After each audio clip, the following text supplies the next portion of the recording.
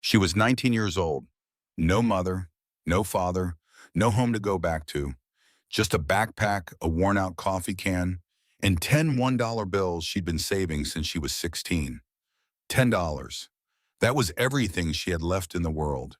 And she spent every penny of it on a rusted houseboat tied to a forgotten dock in the Louisiana bayou. The hull leaked, the cabin walls were rotting.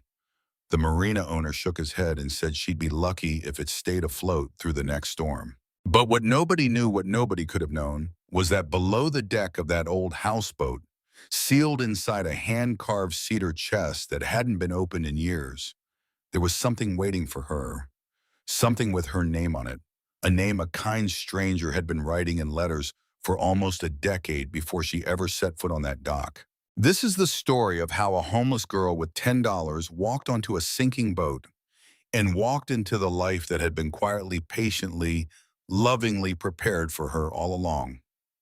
Stay with me. Wren Hadley grew up in a town in central Mississippi where the closest thing to a river was a brown farm pond behind the feed store. No ocean for 200 miles, no bay, no bayou, no nothing. But she had been drawing boats since before she could spell her own name. Crayon boats, marker boats, pencil sketches with crooked masts and stick figure sailors waving from the deck. Her mother kept every single one, folded them, smoothed them, stacked them in a manila folder in the third drawer of the kitchen, tucked between the dish towels and the church bulletins. By the time Wren was 9, that folder was an inch thick. By the time she was 10, 2 inches. Her mother would lift it out sometimes on Sunday afternoons when the house was quiet and Cleon was out back fixing something that didn't need fixing.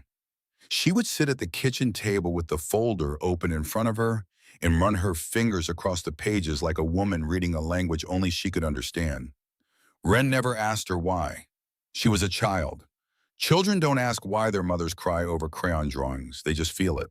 And Wren felt it the way you feel the air shift before a storm without knowing what's coming, only that something is. Her mother's name was Robin, a small woman.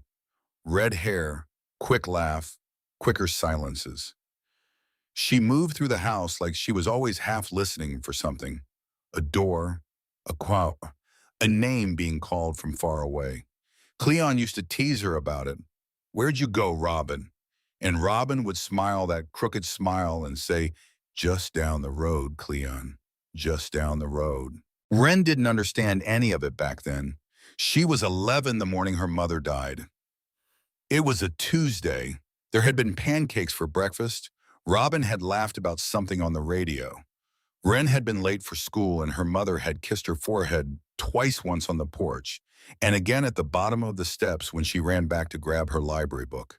2 kisses. Wren has thought about those 2 kisses every day for the last 8 years. She came home that afternoon and the front door was open. The screen door was banging against the frame in the wind. Slow, steady, bang, bang, bang. She stepped inside and found her mother on the kitchen floor. The folder of boat drawings was open beside her. The pages had spilled across the linoleum. Robin was 44 years old. A blood vessel in her brain had burst while she stood at the sink rinsing a coffee cup. The doctor said she was gone before she hit the floor. They said it was painless. They said it was the kind of thing that happens. Painless. The kind of thing that happens. Wren remembers nodding at the man in the white coat as if his words made sense. They did not make sense. They have never made sense. Cleon Hadley did his best. That was the phrase. The whole town used it about him with that particular kind of sympathetic tone that Mississippi people have for a man who has lost his wife. He did his best. He showed up to school plays. He packed her lunches. He kept the lights on and the rent paid and the truck running. He never raised his voice. He never said anything cruel. But the man Wren had known before that Tuesday, the man who used to sing in the shower off-key and dance Robin around the kitchen on Saturday nights, that man was gone. What was left was something quieter, like a fire after the flames have burned out. There were still embers in there. You could see them glowing if you got close enough. but you couldn't warm yourself by them anymore. Wren tried. For years she tried. She would tell him about her day. He would nod. She would ask him questions. He would answer in single syllables and look past her shoulder at something only he could see. By the time she was 14, she had stopped trying. It hurt less to stop than to keep failing. She got a job when she was 16. A marine supply store an hour outside of Jackson on a stretch of two-lane that didn't go anywhere except past three pawn shops and a barbecue joint that had been closed since 2009. The man who owned it was named Cordell Boutwell. Cordell was 68 years old, tall, lean, white hair that he kept cut short with kitchen scissors. He had been a Coast Guard rescue swimmer in his 20s, pulled 43 people out of the Gulf in 8 years, and had the kind of stillness about him that people who have done that work tend to have. A stillness that said, I have already seen the worst thing. So nothing you do in this store is going to surprise me. He didn't take Wren on because he felt sorry for her. He took her on because she actually wanted to learn.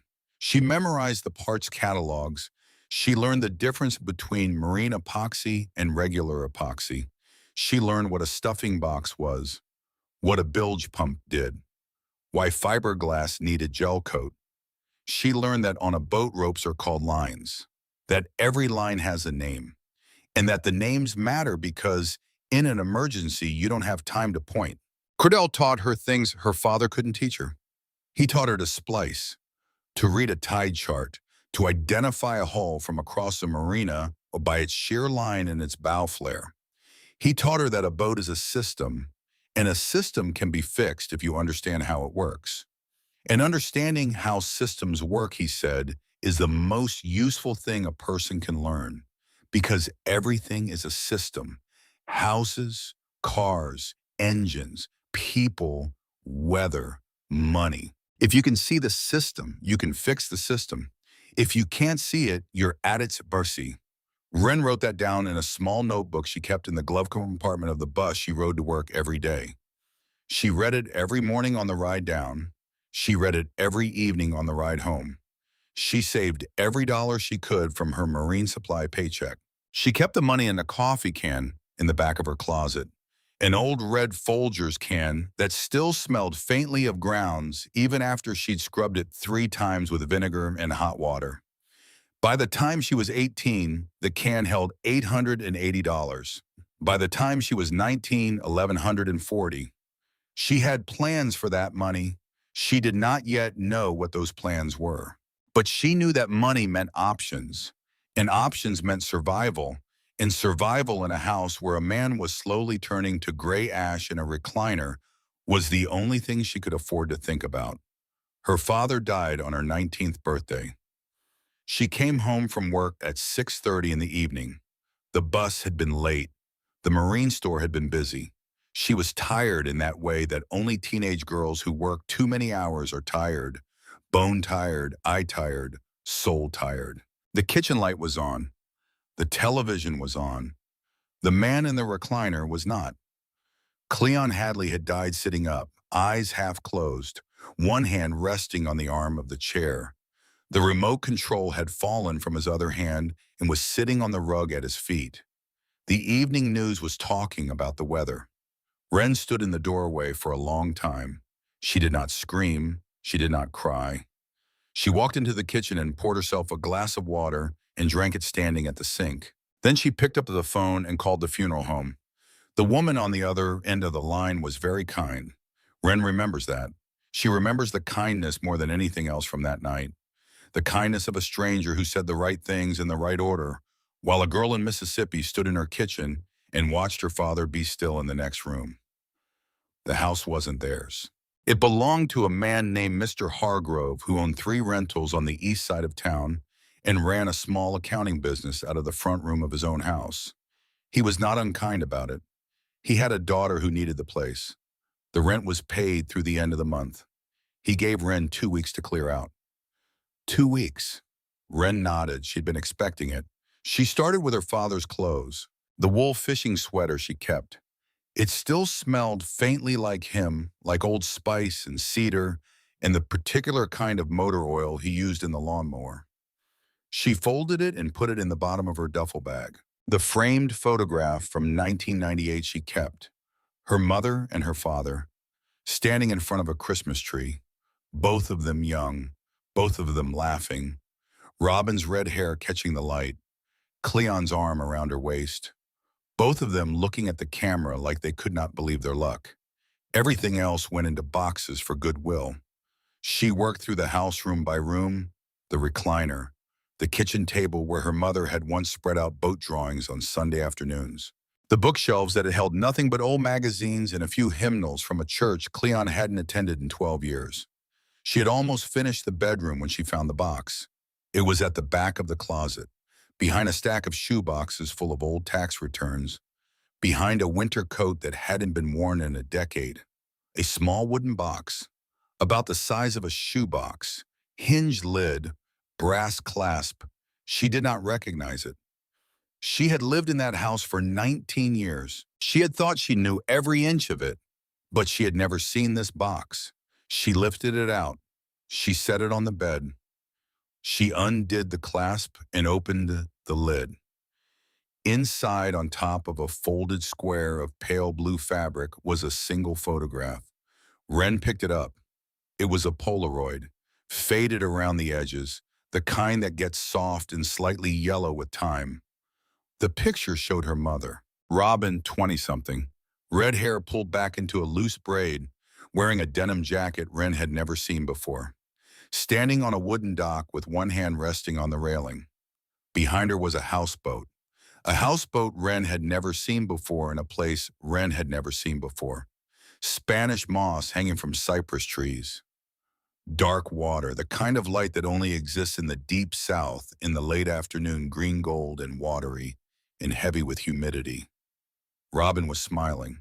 Not her crooked smile, not her quick public smile. Something else. Something Wren had only seen a few times in her life. Robin was smiling like a woman who had just been allowed to live.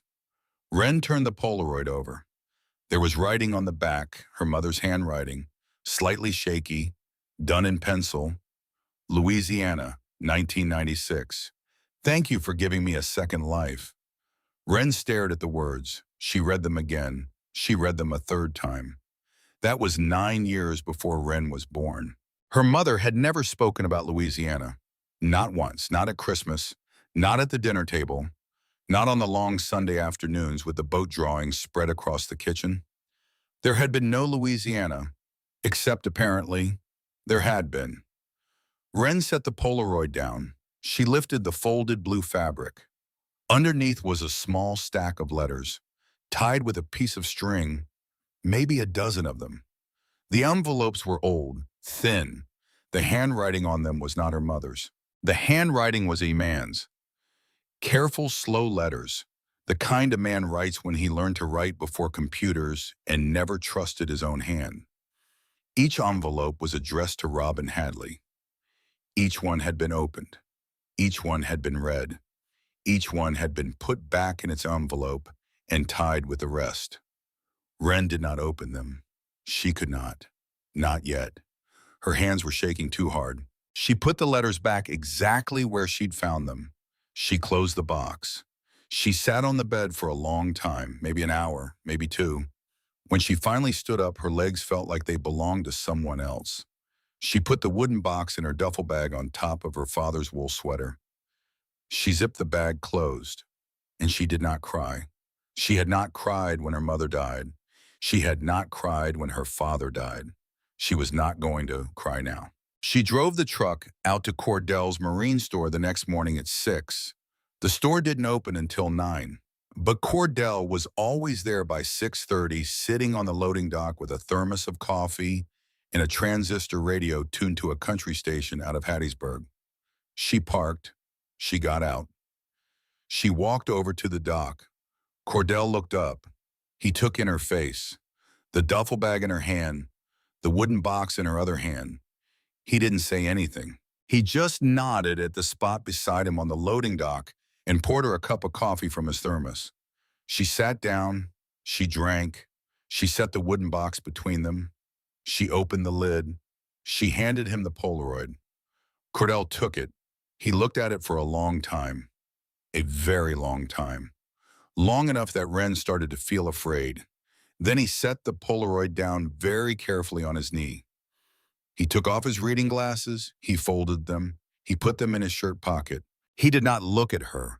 He looked out across the parking lot, past the highway, past the pawn shops and the closed barbecue joint, past whatever he was actually looking at. Ren, he said, sit tight. I'm going to tell you something I promised your mother I would never tell you. She did not move. She did not speak. She was not sure she was breathing. Your mama wasn't from Mississippi, Cordell said. She came up here in the summer of 1996, off a Greyhound, carrying one suitcase, no driver's license, no birth certificate, nothing but the cash in her pocket. Ren waited. She walked into my store the same day she got off that bus, asked if I needed help, said she'd work for cash, said she didn't want to be on any books, said she wasn't running from the law, but she was running from somebody, and she'd be out of town the second somebody started asking questions. He paused. I didn't ask. I gave her work. I let her sleep in the back room for 2 weeks until she found a place. She met your daddy at the diner across the street about a month after that. Cleon used to come in for the meatloaf on Wednesdays. A small smile crossed Cordell's face. It was gone in an instant. She told me one thing about where she came from, he said. Just one thing. She said there was a man down in Louisiana who saved her life, and she said she could never go back. And she made me promise Ren, that if anything ever happened to her, I would not tell you about him. Not ever, because she said you would want to find him, and she said the only way to keep you safe was to keep you away from that part of the world. Ren's voice came out very small. What was she running from? Cordell shook his head. She didn't tell me. I didn't ask. Cordell. I didn't ask, baby. I'm sorry. That was the deal. Ren picked up the Polaroid again. The smile on her mother's face, that strange smile. Thank you for giving me a second life. She thought about her mother on Sunday afternoons. The folder of boat drawings, running her fingers across the pages like she was reading a language only she could understand. Ren had been wrong all those years. Her mother hadn't been crying over the drawings. Her mother had been crying over the boats. Cordell. Yeah. Where in Louisiana, he was quiet for a long time. Then he reached into his back pocket and took out his wallet. He opened it. He pulled out a small folded piece of paper that looked like it had been in there for a very long time. The folds were worn through in places. The paper was soft as cloth. My brother runs a marine repair shop outside Houma, he said, on a backwater inlet about 10 miles past town. His name is Reuben. He's a year younger than me. Looks like me, but with a beard. He doesn't know about your mama. He just knows about boats. He handed her the paper. It was an address. I told your mama once that if she ever needed a place to disappear, Reuben's was the place. She said Mississippi was far enough, but I kept the address, just in case. Ren took the paper. She stared at it. Houma, Louisiana. She had never been to Louisiana. She had been moving toward Louisiana her whole life. Cordell, she said, if I go down there, what do I do? Cordell looked at her finally, looked at her really. She would remember that look for the rest of her life, the way his eyes were soft and hard at the same time, the way they held her like a man who had pulled 43 people out of the Gulf and knew exactly what a drowning person looked like. You go, he said, and you find out who your mama was. She left the next morning. The Greyhound from Jackson to Baton Rouge left at 6:15. She had slept maybe 3 hours. She stood in the empty house at 4:30 in the morning with everything she owned in 2 bags. The duffel, the backpack, the coffee can with $1,140 in it tucked into the duffel between her father's wool sweater and the wooden box with the Polaroid and the unopened letters. She walked from room to room one last time. The kitchen, the recliner where her father had died, the bedroom that had been hers since she was old enough to have a bedroom. She did not cry. She turned out the lights. She locked the door behind her and put the key under the mat for Mr. Hargrove. She walked to the truck. She drove to the bus station in the dark. The bus left on time. She watched Mississippi disappear through the window. The flat fields, the kudzu-choked telephone poles, the little towns with their gas stations and Baptist churches and bait shops.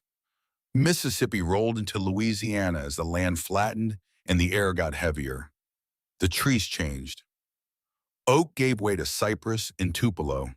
Their roots stood in dark water like the legs of patient animals. Spanish moss hung from the branches in long gray curtains. Wren watched it all through the bus window. She had never been here before. She had been here before. The shape of the trees against the sky was familiar in a way that had nothing to do with memory and everything to do with something deeper, something old, something that lived under the skin and didn't have a name. She thought about her mother on a bus going the other way in 1996. She thought about a young woman with red hair and one suitcase riding north out of this country, carrying nothing but cash and fear and whatever it was that had happened to her. Thank you for giving me a second life. The bus pulled into Houma at 5:48 in the evening. The station was a concrete building beside a gas station. There was a man waiting in a dented Ford F250. He was tall, lean, white hair cut short just like Cordell's, but with a thick gray beard. He looked exactly like his older brother, except for that beard and the deep tan of a man who had spent his whole life on water instead of beside it. He saw Wren step off the bus. He raised one hand, just one, a small wave. She walked over. Reuben. Wren, ma'am. She nodded. Cordell called me, he said. Said you'd be on this bus. Said I should pick you up. Did he tell you why I was coming? Reuben looked at her for a long second. He told me you were 19 years old and you'd just lost your daddy and you needed a place. He didn't tell me anything else. And I didn't ask. That was a Boutwell brother thing, apparently, not asking. Get in the truck, Reuben said. She got in. The Ford smelled like diesel and salt water and the kind of bait that has been forgotten in a tackle box for too long. He drove. He didn't talk much. He drove with one hand on the wheel and one elbow out the window and let the warm, wet evening do most of the talking. The shop was on a backwater inlet about 10 miles outside town. It was an open-sided wooden building with a corrugated metal roof and a small dock that extended out into the dark water. A handful of boats were tied along the dock. A fishing skiff, a cabin cruiser with weed-streaked sides, an aluminum john boat. And at the very end of the dock, listing slightly to port, was a houseboat. Reuben parked the truck. He got out. He walked to the edge of the dock. He pointed. That's what I wanted to show you, he said. Old Otis Lemoyne's place. He died about a year back, 75 years old. No family that anybody knew of. No will. The marina was about to sell her for scrap, but I told him I'd hold her. Cordell said you might be looking for something. Wren walked down the dock to look at it. The houseboat was about 30 feet long. The hull was steel, painted white originally, now mostly rust with patches of bare metal showing through where the paint had worn down to nothing. The cabin sat on top of the hull, a flat-roofed wooden structure with peeling turquoise paint. Two small windows ran along each side. A weathered wooden door faced the dock. An old life ring hung crooked on the railing. The rope had rotted through but was still attached to the brass hook. The whole thing sat low in the water. It was a wreck. But Wren could see the lines. She could see what the boat had been. The hull was steel. Steel could be patched, sanded, painted. The cabin was wood. Wood could be replaced board by board. The shape was good, low, stable, built for slow water, for floating. Not for racing, not for going anywhere. It was the kind of boat that didn't need to go anywhere because it was already where it was supposed to be. How much, Wren asked. Reuben scratched his beard. Otis owed back fees on the slip. Marina was going to keep it as scrap value. The fees come to $10 even. She looked at him. $10. $10. She set down her duffel bag. She unzipped it. She pulled out the coffee can. She opened the lid. She counted 10 $1 bills into Reuben's open palm. He looked down at the money. He looked at her. He looked at the money again. He did not laugh. He did not smile. He just nodded, slowly. You know how to caulk a seam, he asked. Yes. You know how to mix marine epoxy? Yes. You know what to do if you find a hole breach below the waterline. Pump the bilge, identify the source. Patch from outside if you can, from inside if you can't. Thickened epoxy and a wood backer if it's bad. For the first time since she had stepped off the bus, Reuben smiled. It was a small smile, quick, almost gone before it arrived. Cordell said you knew your stuff, he said. I didn't believe him. He handed her a key. Sleep on her tonight. We'll start in the morning. He walked back to the truck. He drove away. He left Wren standing alone on the dock with a key in one hand and 10 fewer dollars to her name and a houseboat that had belonged to a man named Otis Lemoyne, whoever that was. The sun was going down. The cypress trees on the far bank had turned black against an orange sky. The water had turned a kind of dark gold that does not exist anywhere else in the world. A heron flew low across the inlet, slow wing beats, no sound at all. Wren stepped onto the deck of the houseboat. It creaked. It held. She unlocked the cabin door. She pushed it open. The smell hit her first. Mildew, old fabric, the sweet rot that water-damaged wood gets after enough years. Underneath that, something fainter. Pipe tobacco, maybe, and cedar. The cabin was a single small room, maybe 10 feet by 12. There was a built-in bunk along one wall. The mattress was rotted and stained. A small galley with a propane stove that had corroded to uselessness. A folding table, 2 folding chairs, a few cabinets along the walls, mostly empty, the wood swollen from years of humidity. The light coming through the small windows was dim and green gold and watery, the color of light filtered through bayou water and Spanish moss, the color of her mother's smile in the Polaroid. Wren set her bags down on the table. She turned slowly in the middle of the cabin. She could feel the boat moving slightly under her feet, a gentle rocking, the small wake from a fish jumping somewhere outside, the wash of water against the steel hull. The walls were close. The ceiling was low. Every surface was within arm's reach, and something inside her chest, something she had not known was wound tight for the last 8 years, let go. She did not understand it. She did not need to understand it. She just knew. She slept on the floor that first night, sleeping bag on the rotting boards, the wooden box from her father's closet beside her head, the coffee can with what remained of her money tucked into her backpack. The bayou outside was alive with sounds she had never heard before.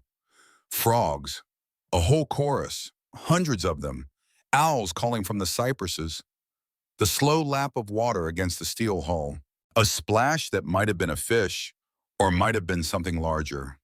She lay awake for a long time.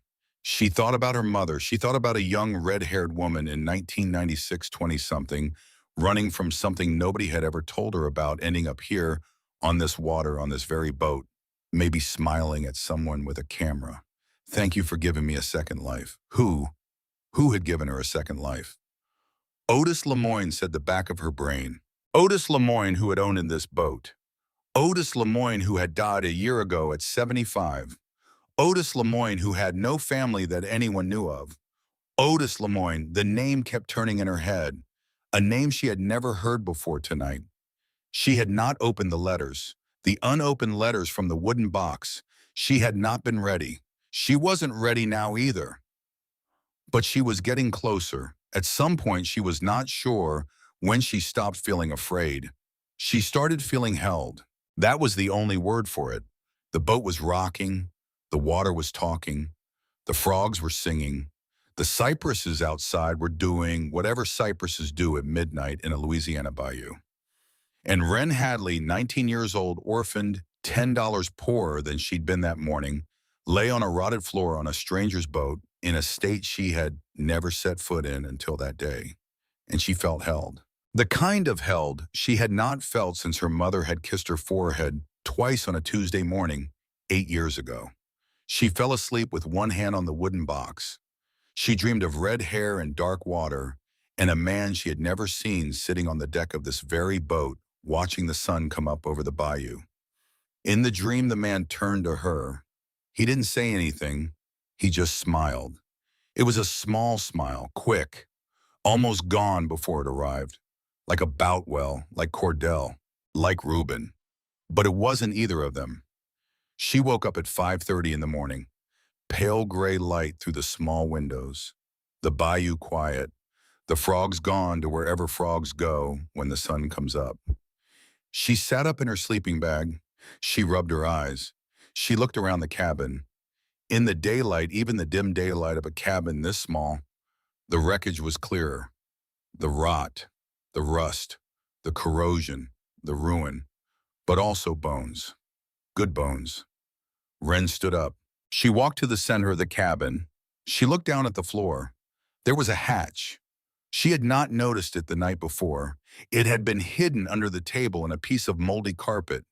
But in the morning light with the table pushed aside, she could see it clearly. A square hatch, about 2 feet on a side. A brass ring set flush in the wood for lifting. The bilge. Every boat had one. The bilge was the lowest part of the boat, the space below the floor where water collected and where things got stored, and where, if you were not careful, mold and rot and mystery accumulated. She knelt down. She put her finger through the brass ring. She pulled. The hatch came up easier than she expected. She set it aside. She turned on the small flashlight she kept clipped to her keychain. She shined it down into the dark. The bilge was full of water, about 6 inches deep, black, still. The smell of it rose up at her mineral and sweet and very old. She moved the flashlight beam slowly across the surface of the water, and there, in the corner, half submerged, sitting on what looked like a hand-built wooden platform that had been raised up from the bottom to keep it just barely above the waterline. There was something down there, something with corners, something that did not belong in a bilge. Wren held her breath. She leaned closer. The flashlight beam caught the edge of it. Cedar, hand-carved cedar, a chest. Wren stared down into the dark water for a long time. She did not move. She did not blink. The flashlight beam caught the corner of the cedar chest, just the corner, just enough to be sure she wasn't imagining it. She had spent the last 24 hours imagining things. This was not one of them. She stood up, her knees cracked. She walked across the cabin to where her duffel bag was sitting on the table. She pulled out the wool sweater, the wooden box, the coffee can. She set them all on the bunk. She took out her father's old work gloves. She put them on. She walked back to the open hatch. Then she stood there for 1 full minute, just breathing. Because here is the thing about discovery. The thing nobody tells you. Once you open something, you cannot unopen it. Once you know, you cannot unknow. Whatever was down in that bilge had been waiting in the dark for years, maybe decades. And the second she touched it, the waiting would be over. For her too. Whatever was waiting for her in this bayou, in this boat, in this story her mother had never told. Once she lifted that chest she was in, all the way in, Wren Hadley took a breath and lowered herself into the bilge. The water was cold, colder than she had expected. It came up past her ankles and soaked through her jeans to the knee almost immediately. The smell down there was stronger, something like old pennies, something like damp paper, something she could not name. She got down on her hands and knees on the platform. She set the flashlight on a beam where it would shine across the chest, and she looked at it properly for the first time. It was not a footlocker. That was her first thought. Her second thought was this was made for someone. The chest was about 2 feet long, maybe 18 inches deep. The wood was cedar. She could smell it now even through the bilge water. The corners were dovetailed, hand-cut. She could see the tool marks where someone had shaped the joints with a chisel and a mallet, the way her grandfather used to work wood before her grandfather had died, and her father had stopped doing anything that required tools. The lid was carved, not fancy, just a simple border around the edge. Curling vines, done by hand, done by someone who was not trying to impress anyone, done by someone who was making something for the love of making it. There was a brass clasp on the front, rusted shut. There was no padlock, just a clasp that had not been opened in a very long time. Wren put both hands on the lid. She braced herself against the side of the bilge. She lifted.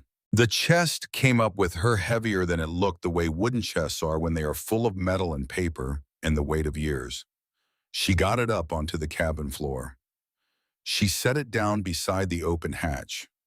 Water dripped from the bottom of the chest onto the cabin floor. She climbed out of the bilge. She sat down on the floor beside the chest, cross-legged, soaked from the knees down, heart beating in her ears so loud she could not hear the bayou outside anymore. She put one hand on the lid. She closed her eyes. She did not pray. She had stopped praying when her mother died. But if she had still been a girl who prayed, this would have been the moment.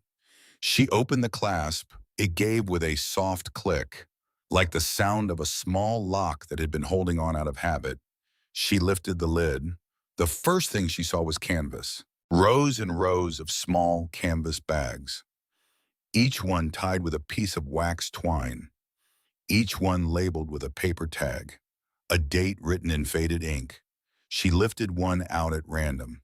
Heavy, she undid the twine. She opened the bag. Coins, old silver coins, Walking Liberty $50, Morgan silver dollars, Mercury dimes. Some so worn the dates were almost gone. Some still bright enough to catch the light from the small cabin window. She set the bag down. She lifted another. This one was paper. Old bills, folded in half, held together with a rubber band that crumbled in her fingers when she tried to take it off. She lifted a third, a fourth, a fifth. She did not count them yet. Not yet. But she could see the dates on the tags as she moved them aside one by one. The years marched forward through her hands. Some bags were full. Some were almost empty. The 1981 bag was so light she thought it was empty until she felt 3 coins shift inside. The 1985 bag was missing. She noticed that. She would think about it later. The 1992 bag was missing too. She kept lifting them year by year. 1986, 1987, 1988. The bags got heavier on average through the 90s. There were 2 bags for some years. The 1996 bag was heavier than most, the year on the back of the Polaroid. Wren did not open the 1996 bag. She set it aside. She kept going. The 2005 bag was very heavy. She set it aside too. She did not know why. The bags continued. 2010, 2015. The last one was 2018. After 2018, there were no more bags. But there was something else. Underneath the rows of canvas bags folded carefully into a square was a piece of pale blue fabric, the same color as the fabric in the small wooden box from her father's closet. She lifted it out. It was a baby blanket, hand-knitted, soft, the kind of blanket a person makes one stitch at a time over the course of months. The pattern was a wave pattern, repeating, quiet, like the rocking of a small boat on slow water. In one corner of the blanket, embroidered in pale yellow thread, was a single word. A name. Wren. The flashlight on the beam suddenly seemed too bright. The cabin suddenly seemed too small. Wren sat very still. The blanket was in her hands. Her own name was in her hands.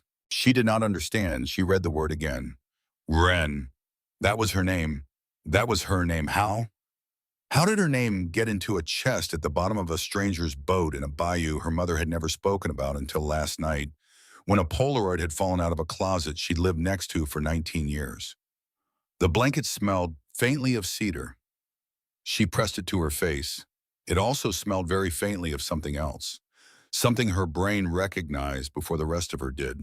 It smelled like her mother, not the way clothes smell, not the way a person smells when they're alive, but the way fabric smells when it has been stored carefully and lovingly and for a very long time, and somewhere in its weave, a few molecules of someone's perfume or shampoo or skin are still hiding, waiting.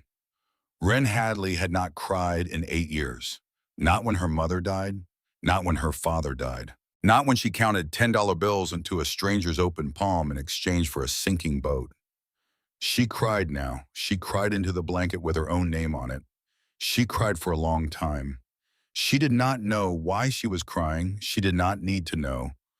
When she could see again, she set the blanket on her lap, carefully, like a sleeping child. She looked back into the chest. Underneath where the blanket had been was a small wooden boat, hand-carved, the size of her palm, a simple little boat with a single mast and a tiny seat in the middle. It was not a model. It was a toy, the kind of toy a child plays with in a bathtub. The wood had been sanded smooth and finished with what looked like beeswax. Wren picked it up. She turned it over. On the bottom of the hull, carved in tiny, careful letters, were 2 words, "For Wren." She set the boat down. She did not pick up anything else for a moment. She just sat there, with her own name in her hands and her own name on the blanket beside her, and water still soaking her jeans, and a chest full of 43 years of someone's saved-up life sitting in front of her. Eventually, she made herself look back inside. Underneath the wooden boat was a stack of letters, tied with string, the same kind of wax twine that tied the canvas bags. Maybe 60 letters, maybe more. The envelopes were thick, slightly yellowed. Each one had been carefully addressed in the same handwriting she had seen on the unopened letters in her father's wooden box. A man's hand. Slow letters, careful letters. Each envelope said the same thing to Wren. Not Wren Hadley, not Miss Hadley, just Wren. Like he knew her, she picked up the top envelope. She turned it over. There was a date on the back, written in pencil, very small. March 14, 2011. Wren Hadley had been 6 years old in March of 2011. She had been a child living in a small town in Mississippi where the closest body of water was a brown farm pond. She had been drawing crayon boats at the kitchen table. Her mother had still been alive. Her father had still been a man. And someone in Louisiana, she now understood, had been writing her a letter. She slid her thumb under the flap of the envelope. She opened it. The paper inside was thick, off-white, folded in thirds. She unfolded it. It said this: "Dear Wren, your mama sent me the picture you drew this week, the one with the blue boat. The mast is a little crooked, but you got the sheer line right. You drew it the way I draw boats. I never lived near the ocean either when I was your age, but I drew them anyway. Some people are just like that. You will understand someday. You are 6 years old. I have been waiting for you for 15 years, although you did not know that, and your mama did not know that, and even I did not know that until a few days ago when she sent me your picture, and I sat down on the deck and cried for the first time since I was a young man. She told me what you look like, red hair like hers, stubborn chin like your daddy. She says you are kind, but you don't waste your kindness. She says you draw boats every day, even though you have never seen the ocean. She says the boats are getting better. I am keeping your pictures, Wren. I am keeping all of them. I am keeping this letter for you, too. I do not know if you will ever read it. Your mama and I have an agreement. She sends me pictures and tells me how you are growing. I do not write back. I do not interfere. That is the deal. I am writing this letter to keep, not to send. If you ever read this, I want you to know one thing. You were drawn here even when you didn't know it. The pull was real. You should listen to it. It almost always knows where it is going. With love, even though you do not know me, oh. Wren read it 3 times. The first time she did not breathe. The second time she started to. The third time she put the letter down on her lap very carefully on top of the baby blanket with her name on it. She wiped her face with the back of one hand. She picked up the second letter. It was dated June 2011. Your mama sent another drawing. This one is a houseboat, Ren. Listen to me. You are 6 years old and you have drawn a houseboat. You have never seen a houseboat. Your mama swears she has never described one to you. I do not know what to make of this. I am sitting on the deck of mine and looking at your picture, and the lines are almost identical, and I am 63 years old and I am crying again. Twice in 3 months. That is more than I have cried in 40 years. The third letter was dated September 2011. I have built you something. It is a small wooden boat, the kind a child can hold in her hand. I will keep it for you in case you ever come find me. Your mama says she wishes you could meet me. I told her the truth, which is that her wishes do not matter, and my wishes do not matter, and what matters is keeping you safe, and what matters is keeping our agreement. So I will not meet you, but I will keep this little boat for you in case the world is kinder than we think. The fourth letter was dated December 2011, Christmas in the Bayou.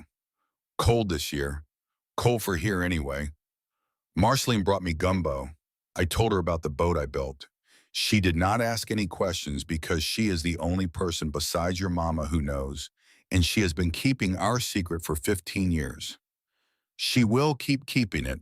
Marceline is the kind of woman who can hold a secret without it changing her. I hope you have a good Christmas, Ren. I hope you draw many boats.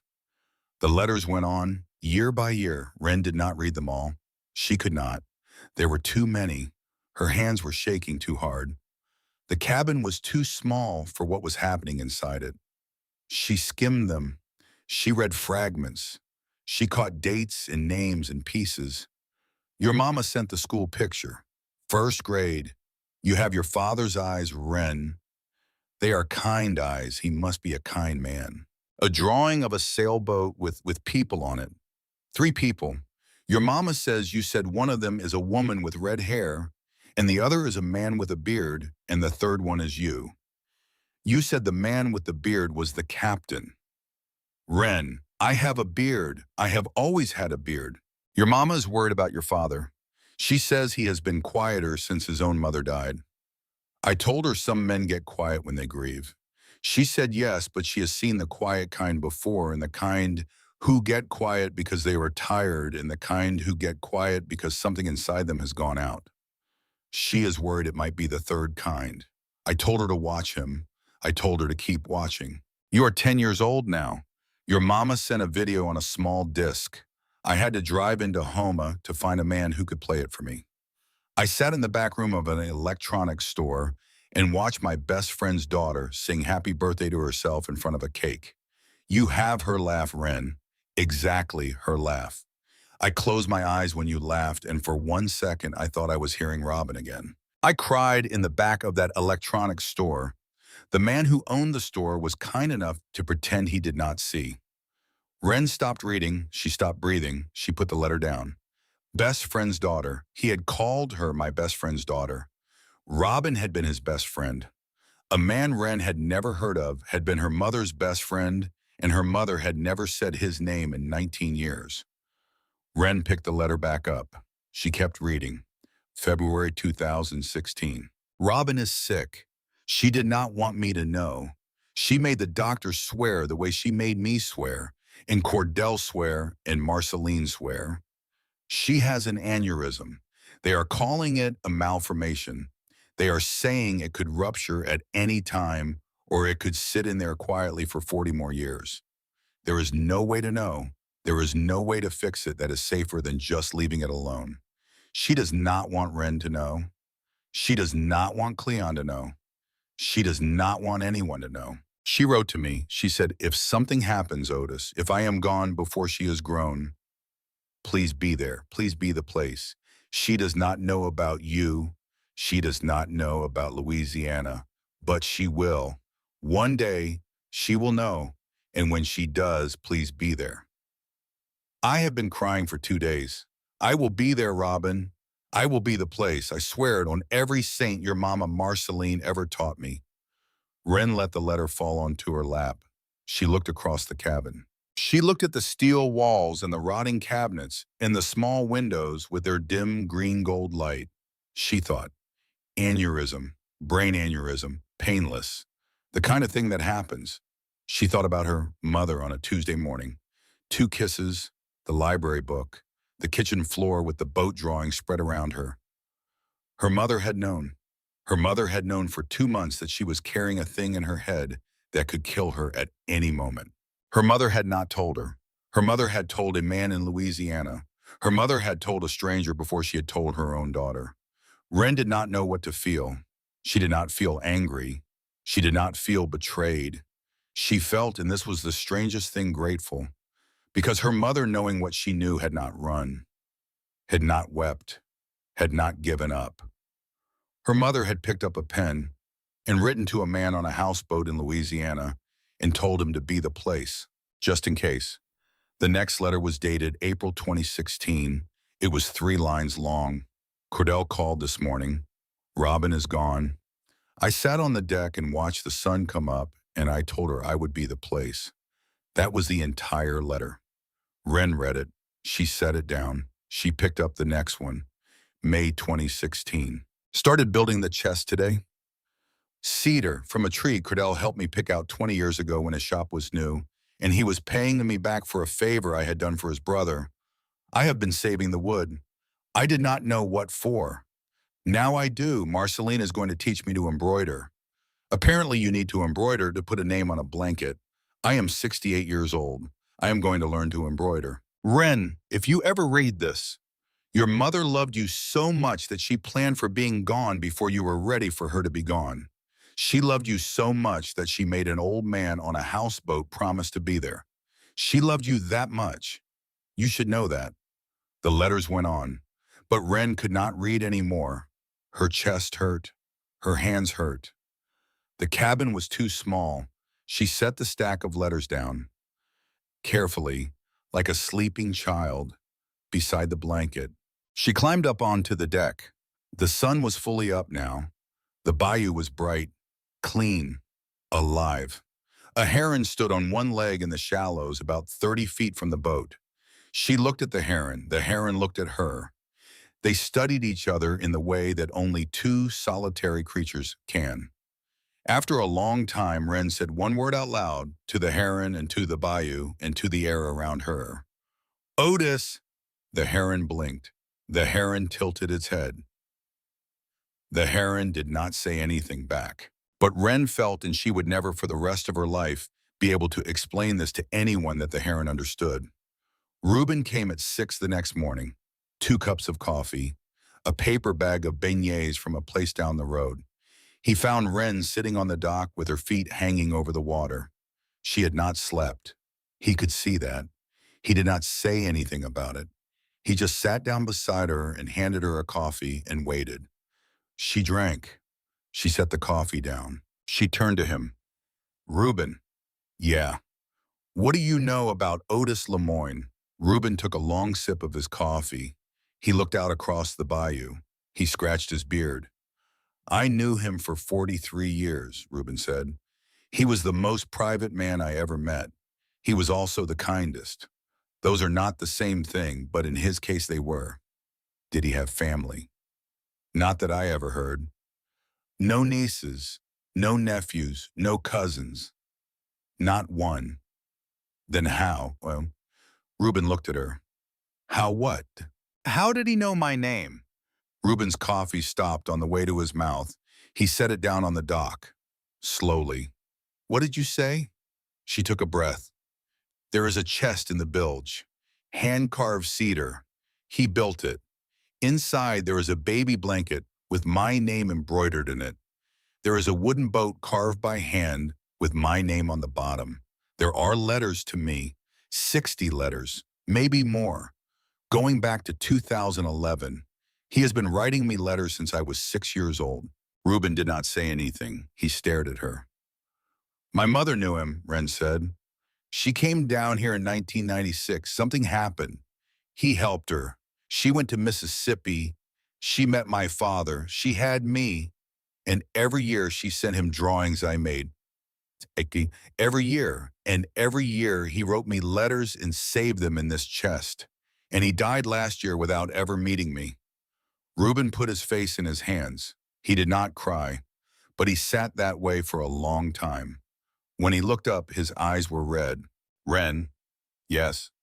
There is a woman you need to meet. Marceline. How do you know that name? He wrote about her in the letters. Reuben nodded slowly. Marceline Doucet, 70 years old, runs a Cajun restaurant on the edge of town. She and Otis grew up together. She was the only person he ever let close. She has been bringing me gumbo on Fridays for 30 years.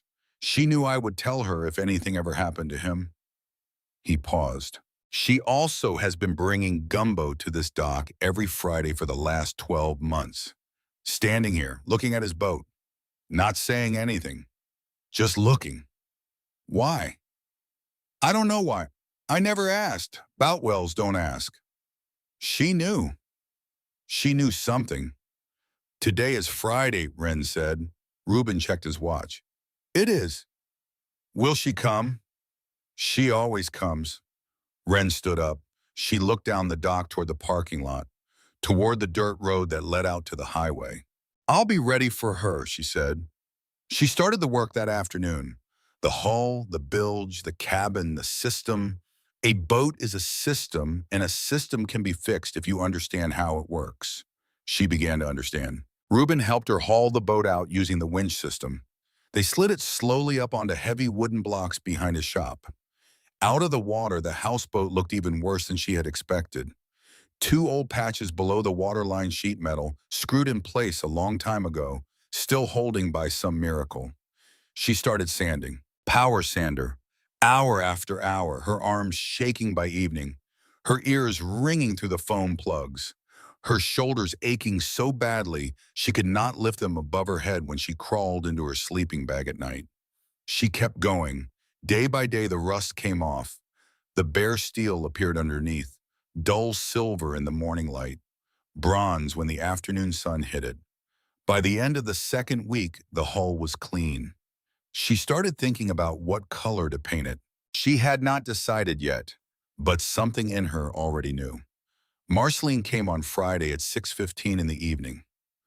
Ren was sitting on the dock when the white pickup pulled up. A small woman got out, 70 years old.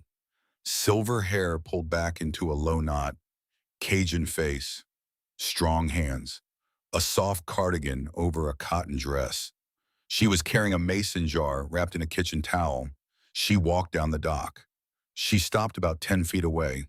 She looked at Ren. She looked at the houseboat, the freshly sanded hull, the work being done on the body of a thing she had stood beside in silence for 50 Fridays.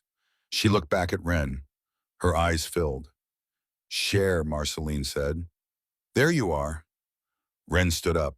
I'm Ren Hadley. I know who you are. You knew Otis. I knew him my whole life. You knew my mother. I knew her a little for 3 days, 28 years ago. You've been bringing him gumbo for 30 years. Yes. And you've been bringing it to this dock for the last 12 months. Yes. Watch all of one that bam. Marceline took a step closer. Her voice was very soft. Because Otis told me before he died that you would come. He said, Marceline, one day a girl is going to step off a bus and walk down a dock and find what I left her. I won't be here when she does. But you will be, so bring her gumbo, and when she's ready, tell her everything. Promise me you'll tell her everything. Ren did not move. Marceline took another step. I promised him share. Ren's voice came out small. He waited. He waited. He built me a boat. He built you many things. I'm not ready. That's all right. I'm not ready to know everything. Then we'll start small. Marceline held out the mason jar. It was warm through the towel. Tonight we eat gumbo on the deck of his boat, she said. Tonight we don't talk about the past. Tonight you tell me about Mississippi and I tell you about my grandchildren and we sit and we breathe. Tomorrow we start with the rest. Wren took the jar. It smelled like garlic and bay leaf and the kind of love that only old women can put into food. Marceline. Yes, Cher. What was he like? The old woman smiled. It was a small smile, quick, almost gone before it arrived. The smile of an old man on a houseboat at the end of a dock. He was quiet, Marceline said. He was kind. He drew boats since he was a boy, and he never lived more than a mile from water his whole life. He was the loneliest man I ever knew. And the year before he died, he was the happiest man I ever knew because he had spent a decade preparing for a girl named Wren, who he was not sure would ever come. And he died believing she would. She paused. And here you are. She paused again. Here you are, Cher. The next 2 months passed in a rhythm Wren had never known before. She worked on the boat from dawn until dark. She rebuilt the cabin, walls, roof, floor, new marine plywood, cedar siding she got at cost from a man Reuben knew in Thibodeau. Insulation, wiring run clean and color-coded, the way Cordell had taught her in another life, in another state, in another century it seemed. She painted the hull. The man at the marine paint shop in Homa took one look at her and said, I know exactly what color you want. Hold on.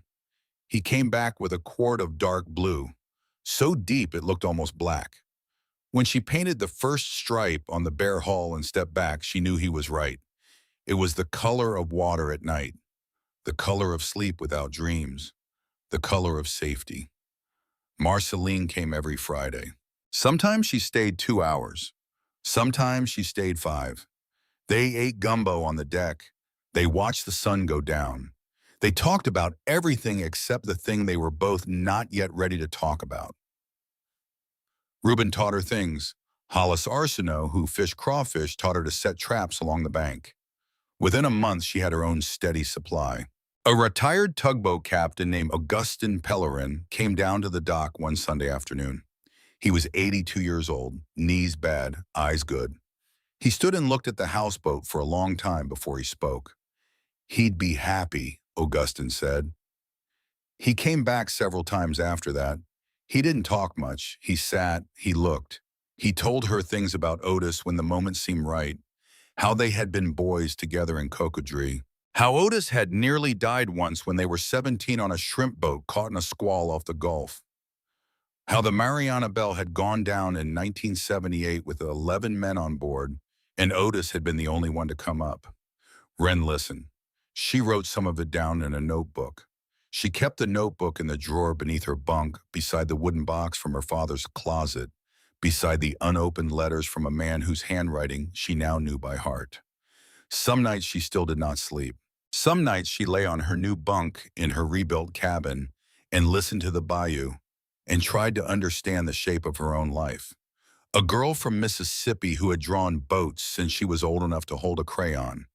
A girl whose mother had run for her life in 1996 and never told anyone where she was running from. A girl who had been written letters for 13 years by a man she had never met.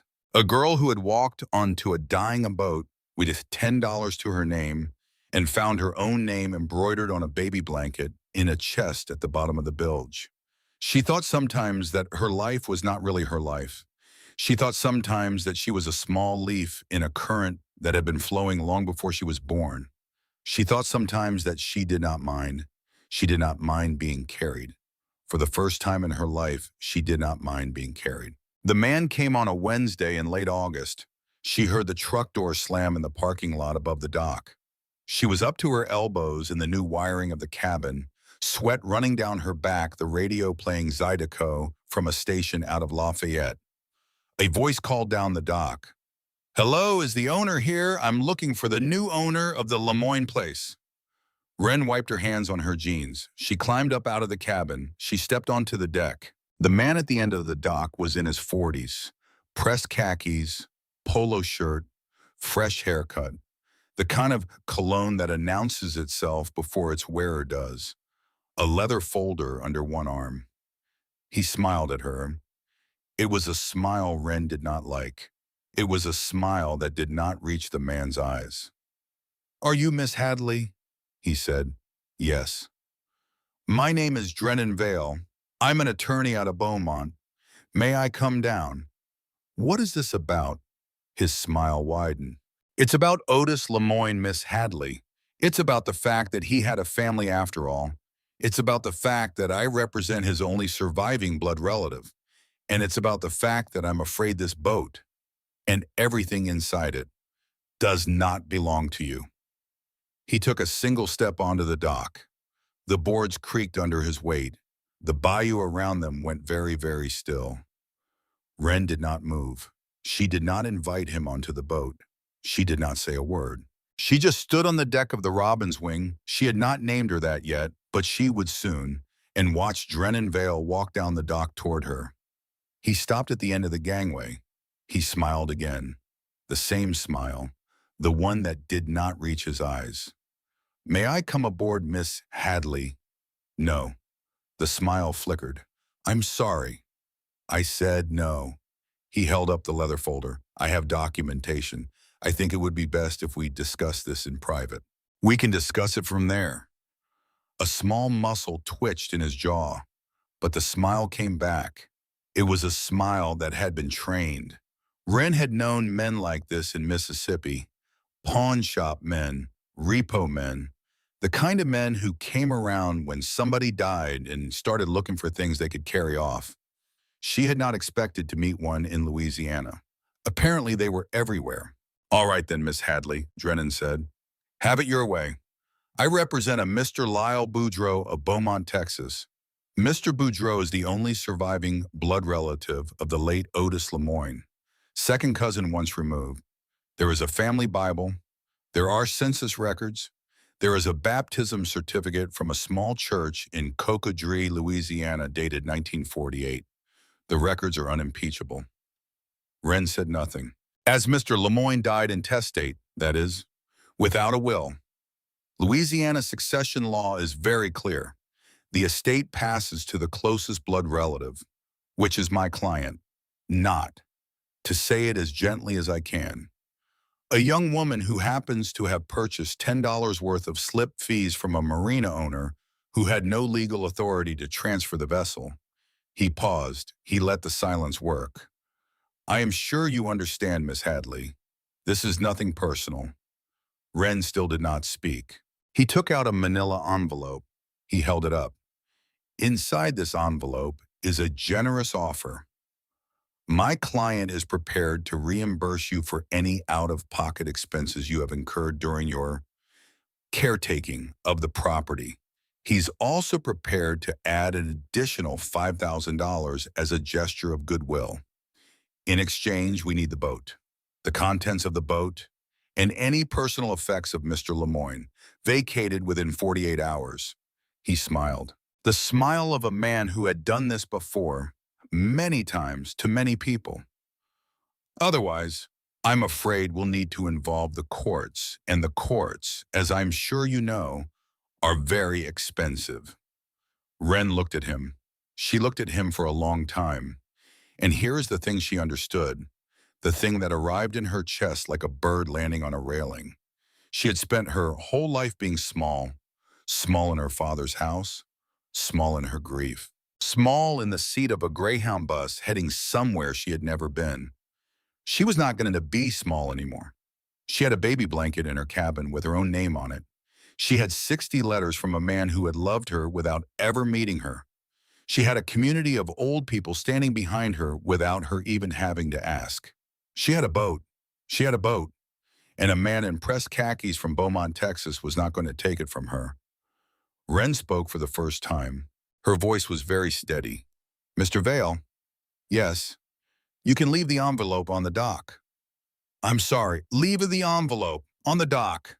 I'll have an answer for you in 3 days." "Miss Hadley, the offer is time sensitive. I really must insist that we resolve this today." 3 days. "Miss Hadley." 3 days, Mr. Vale, or I throw the envelope in the bayou. Your choice." A small pulse of color rose in his neck, but the smile held. Of course it held. He set the envelope down on the dock. carefully, the way a man sets down a thing he plans to come back for. 3 days, he said. 3 days. He turned. He walked back up the dock to his rental car, a clean white sedan, out-of-state plates. He drove away. Wren stood on the deck of her boat and watched the dust settle on the gravel road. Her hands were shaking, but she had not let him see. That was the important thing. Reuben came around the corner of the shop 2 minutes later. He had been there the whole time. He had heard every word. He did not say anything for a long moment. He just looked at her. Then he said one word. Marceline. Marceline, Wren agreed. And Augustine. And Augustine. And Cordell. And Cordell. He nodded. He picked up the envelope from the dock. He did not open it. He carried it like it was something dirty. He walked back to his shop. He did not say anything else. But Wren understood something then, watching his back, watching his slow, steady walk and the way he held the envelope away from his body. The bayou had been carrying her since the moment she stepped off the bus. She just hadn't known it yet. That night, Marceline did not bring gumbo. She brought a casserole. She brought a thermos of strong black chicory coffee. She brought a manila folder of her own. And she brought Augustin Pellerin, who climbed out of her white pickup with a knee brace and an old pipe in his hand and the kind of ancient calm that only men who have lived through their own worst day can carry. They sat on the deck, the four of them, Marceline, Augustine, Reuben, Wren. The bayou was loud with frogs. Marceline opened her folder first. "Share," she said. "I want to show you something." She slid a piece of paper across the table. It was a copy of an obituary. Otis Lemoyne, October 14th, 2023, age 75. Survived by no one. Beneath it, paper-clipped, was a handwritten list. 12 names. "What is this?" Wren said. "This is a list of every person we know who has been approached by Drennan Vale in the last 6 years." 6 years? 6 years. Wren looked down at the list. 12 names, 12 dead old people, 12 estates. "He does this for a living," Marceline said. "He reads obituaries. He looks for people who died alone, no spouse, no children. He makes up a cousin. He uses fake genealogy records. He intimidates whoever inherited the property. He pressures them into a quick settlement. He takes a cut. He moves on." "Have any of them fought him?" Augustine spoke for the first time. His voice was deep and slow and very dry. "3 of them did share." "What happened?" "2 of them won. And the third?" A small, terrible silence. "The third was 86 years old," Augustine said. "He lived alone. He had a heart attack the night before his court date. The case was dropped. Drennan Vale walked away with the property." Marceline's hand closed over Wren's. "He picks people who can't fight back, share. He's been doing it for years. He picked you because he thinks you're 19 and alone and scared. He's right about 19. He's wrong about the other 2. Wren looked at the 4 faces from the table, Marceline, Augustine, Reuben, and though he was not there, Cordell, 2 states away, who had picked up the phone the second she'd called him this afternoon and said, "I'll be on a plane tomorrow, baby. I'll be there before he is." She had not been alone for 1 minute since she'd stepped off that Greyhound. "What do we do?" Wren said. Augustin opened his own folder. It was thicker than Marceline's. "I have known Otis Lemoyne since we were 8 years old," and he said. "His mother was Eulalie Lemoyne. His father was Adrian Lemoyne. There were no brothers, no sisters, no cousins, close or distant. Otis Lemoyne had no living relatives at the time of his death. None. I will swear to that in any court in this state." He paused. "And so will 3 other men who grew up with him." He pushed the folder toward her. Inside were affidavits, already typed, already signed, already notarized. 3 of them, all dated last year. "Otis asked us," Augustine said, "about a year before he died. He said, 'Augustine, Marceline, boys, there is going to be a girl one day. I do not know exactly when, but she is going to come and Drennan Vale is going to come too, because Drennan Vale comes for every old man who dies alone in this bayou, and I will not have him touch what I am leaving for her." Wren stopped breathing. Otis knew about Drennan. Otis read the same obituaries Drennan reads share. Otis watched what was happening to his neighbors. So Otis prepared. He spent the last year of his life making sure that when this man came for you, you would have everything you needed to send him home empty-handed. Augustine tapped the folder. Affidavits, genealogy records, photographs, the original baptism certificate from Cocodrie, a complete chain of provenance for this boat going back to 1979, and a letter. A letter. From Otis, notarized, naming you by name as the intended recipient of this vessel and all its contents, signed 3 months before he died, witnessed by myself and Marceline Doucet. Augustine handed her a single sheet of paper. It was Otis's handwriting. Of course it was. She would have known it anywhere by now. To whom it may concern. My name is Otis Lemoyne. Born 1948 in Cocodrie, Louisiana. I have no living relatives. I leave this boat, the Mariana, and all its contents to a girl named Wren Hadley of Mississippi, daughter of Robin Hadley. She will come. I do not know when, but she will come. Treat her well when she does. Otis Lemoyne, July 19th, 2023. Wren put the paper down. She looked at Marceline. She looked at Augustine.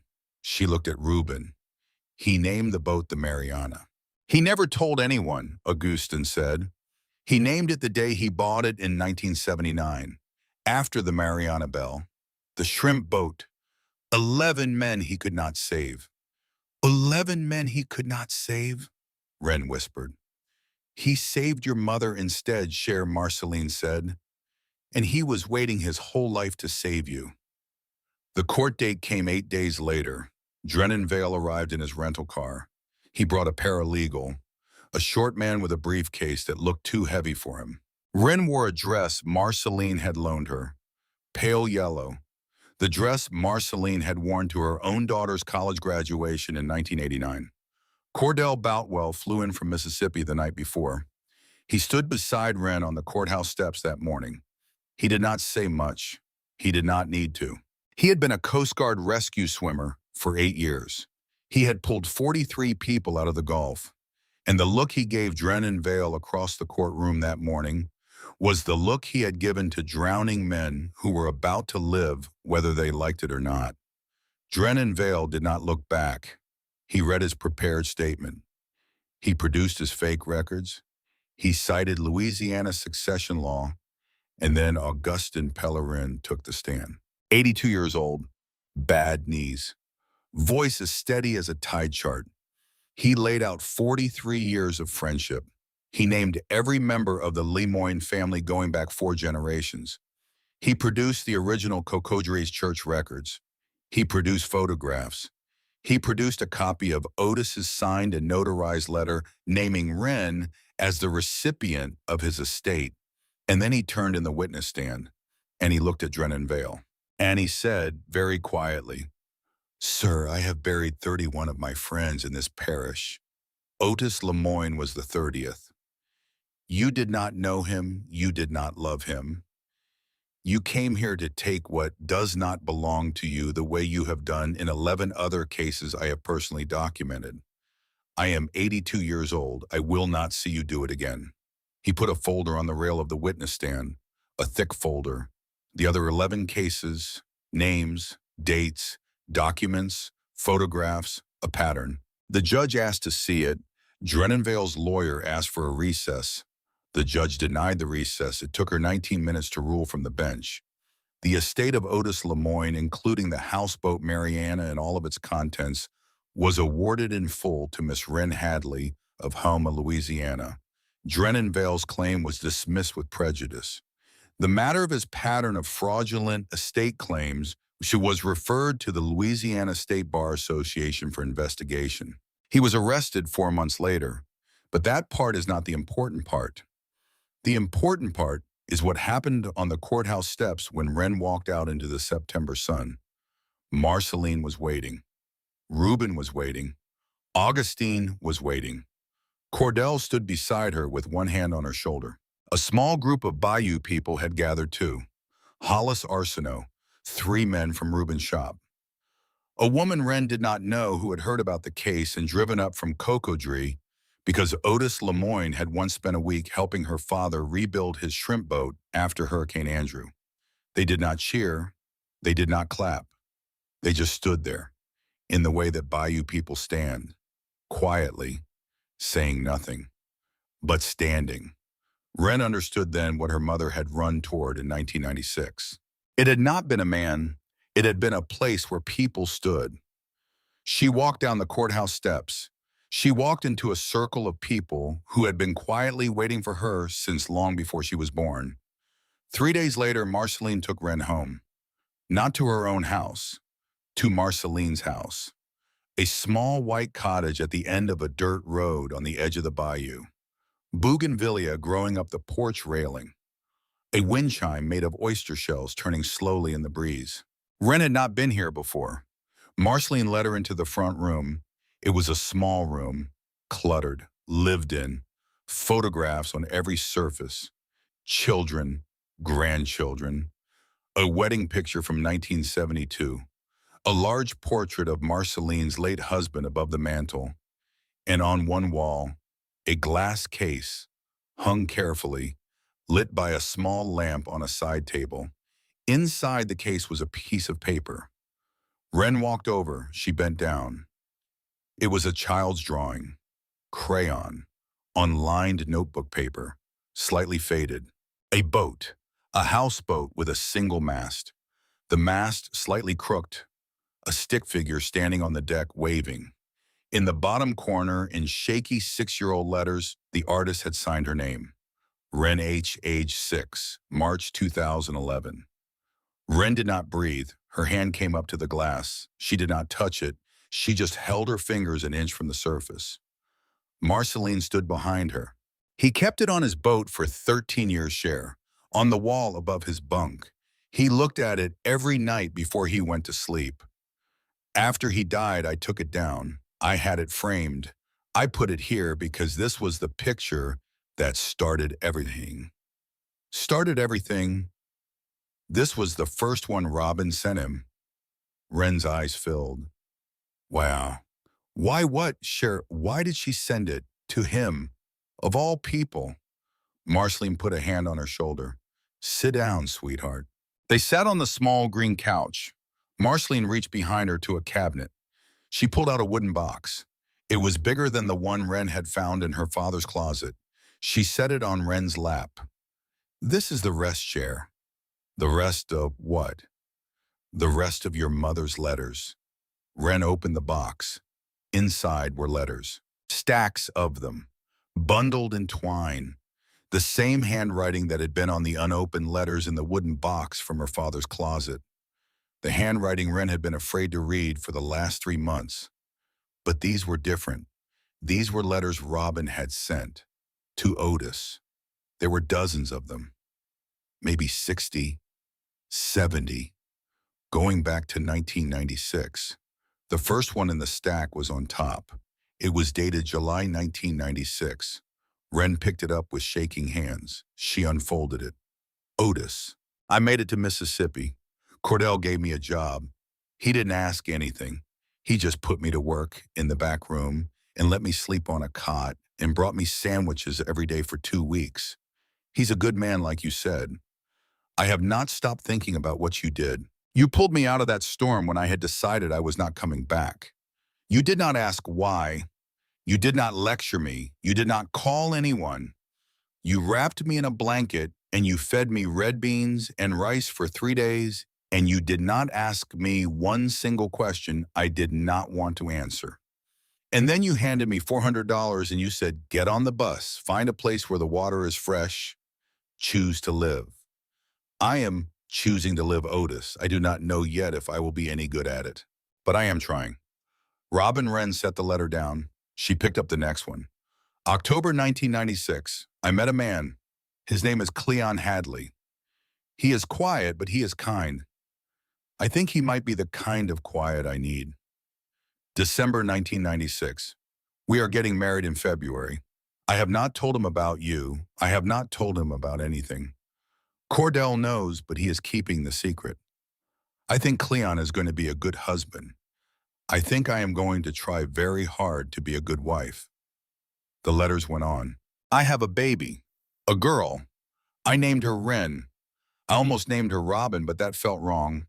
So I picked another bird, a small one, a brave one, the kind that sings even in the cold. She is drawing boats already. She is 3 years old and she has never seen the ocean, and she draws boats every day. Otis, I am scared. Is this bad? I do not want her to feel pulled toward water the way you and I did. I do not want her to feel pulled away from the place where she is safe. I am sending you a drawing, the first one she has done, that looks like a real boat. I think you will know what to do with it.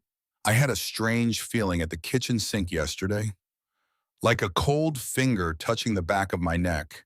I made an appointment with a doctor. I will let you know what they say. I am sending you another drawing. She has been doing more of them. She is 6 now. She is wonderful, Otis. You would love her so much. Cleon is not himself since his mother died. I am watching him the way you taught me to watch. I had another scan. The malformation is bigger. They said no surgery. They said, wait and see. I am tired of waiting and seeing. I am going to live as if I do not know. February 2016. Otis, I think it is going to happen soon. I do not know how I know, I just know. I have been carrying a letter in my purse for 3 years. A letter to Wren, a letter she will find one day when she is ready. I have made arrangements. Cordell has a copy, so does Mr. Hargrove, who owns our house. They have promised that when something happens, the letter will end up in a place where she can find it. If you are reading this and I am gone, please be the place. You promised once, I am asking again. Be the place, Otis.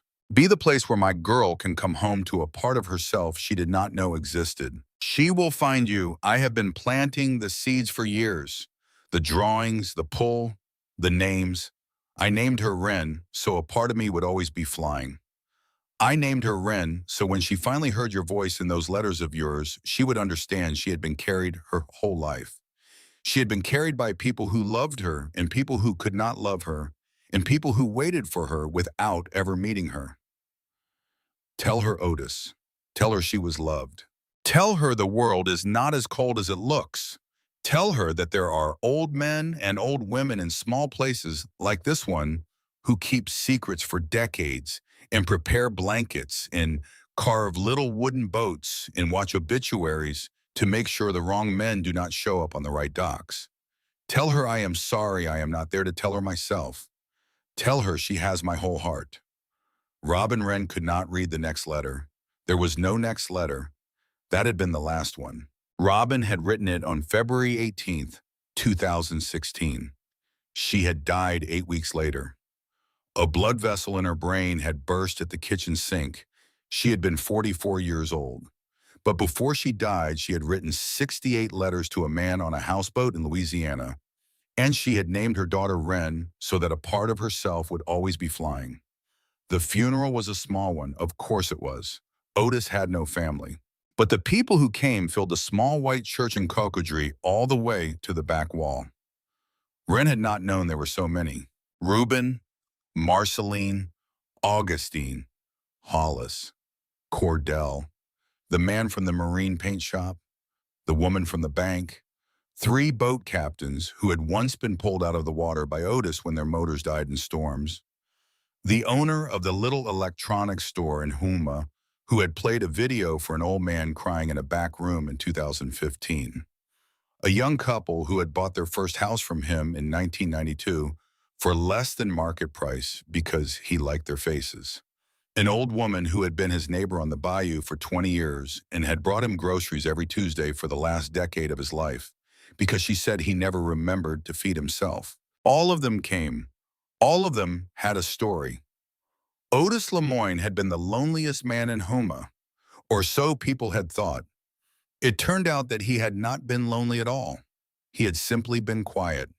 There is a difference, and the difference matters. Wren spoke at the service.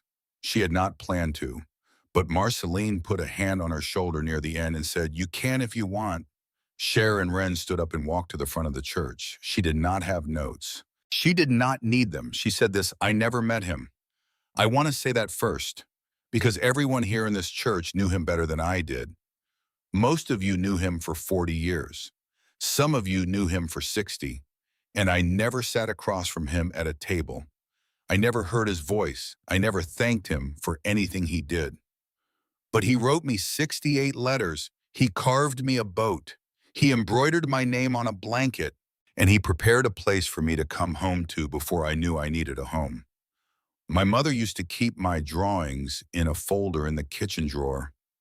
I thought she was just being a mother. I thought every mother did that. But she was not just being a mother. She was sending pieces of me to a man 2 states away who had once saved her life. She was building a bridge from me to him across the years, across the miles, across everything I did not know I was missing. I am 19 years old. 3 months ago, I had $10. I had a backpack. I had no people. Today, I have a boat. I have a community. And I have an entire family I never met, but who had been waiting for me my whole life. I am told this is what people mean when they talk about grace. I do not know much about grace, but I think it might just be being loved by people you did not know, loved you until the moment you needed them most. My mother was loved by Otis Lemoyne for 20 years without ever asking for one thing in return. Otis Lemoyne was loved by every person in this church for 40 years without ever knowing how to receive it. And I have been loved by both of them, quietly, from a distance, without ever knowing. I am going to spend the rest of my life trying to deserve it. Thank you. She sat down. Marceline was crying, Cordell was crying, Augustine was looking at his hands and not blinking. Reuben was looking at the ceiling and clearing his throat too many times. The whole church was still. Outside, the cypress trees were blowing in a soft September wind. Inside, a girl who had walked into Louisiana with nothing was sitting in a pew surrounded by everything she did not know she had. The boat was finished by the first week of November. Dark blue hull, cedar cabin, new windows, new galley, new bunk, a small skylight that let a single beam of sun fall onto the table where Wren ate her meals. She painted the new name on the bow herself, 2 coats of white over the dark blue. Robin's Wing. She kept the original name on the stern. Mariana, both names, side by side, Mother's and Otis's, front and back, the whole story written in paint. She did not move off the boat. She rebuilt the galley to suit her. She rebuilt the bunk to suit her. She kept the cedar chest under the bunk where she could see it when she made the bed in the morning. The wooden boat sat on a small shelf beside her pillow. The blanket with her name on it lay folded at the foot of the bed. The drawing, her own crayon drawing from 2011, Marceline gave back to her. She hung it inside the cabin above the table where the morning light would touch it. Beside it, in a second frame, she hung the Polaroid. Robin, 1996, 24 years old, standing on this very dock, smiling the smile of a woman who had just been allowed to live. In December, Wren did 3 things. First, she used a portion of the money from the chest to set up a fund, a small fund. She called it The Place. It was for women in Louisiana who needed somewhere to go. Bus tickets, first month's rent, a meal, a blanket, no questions asked. Marceline ran it out of her restaurant. The money got distributed quietly the way real help is always distributed in places like this. Second, she enrolled in a marine technology program at the community college in Thibodaux, 2 days a week. She would graduate in 3 years. She did not need the certificate to fix boats, but she wanted the knowledge. She wanted the system. Third, she wrote to Cordell Boutwell a long letter about what he had given her, about the day she had walked into his marine supply store at 16 years old with a duffel bag and a coffee can and no real plan. She thanked him for not asking. She thanked him for keeping his promise to her mother.